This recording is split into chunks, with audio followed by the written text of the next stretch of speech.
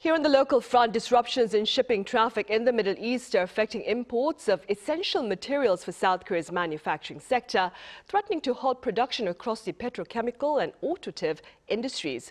Our economics correspondent Kim Do-yeon walks us through. The prolonged situation in the Middle East and the consequent closure of the Strait of Hormuz have mutated from a distant geopolitical risk into an immediate structural crisis for South Korea's manufacturing backbone. The petrochemical sector is facing the most severe shock. Naphtha is the foundational material for a vast array of everyday and industrial goods. It is refined into plastics for food packaging, medical syringes, synthetic fibers for clothing, and even crucial automotive components like bumpers and interior materials.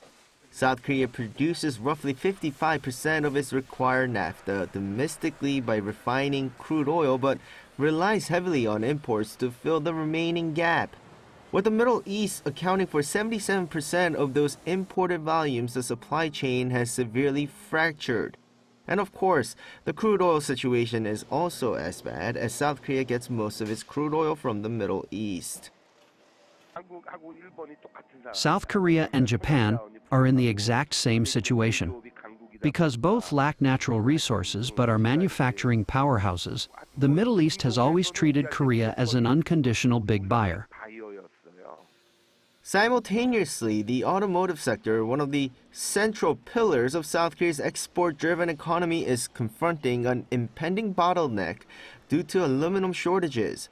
With Middle Eastern shipping routes compromised, the delivery of processed aluminum critical for electric vehicle frames and battery casings is facing extended lead times.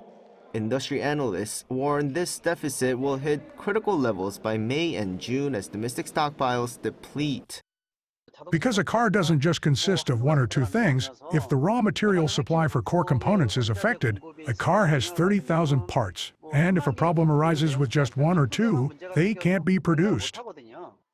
While automakers typically secure 3 to 6 months of parts inventory, prolonged disruptions will inevitably derail manufacturing schedules.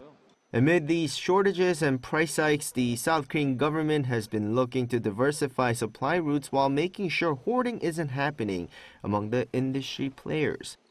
Kim Do-yeon, Arirang News.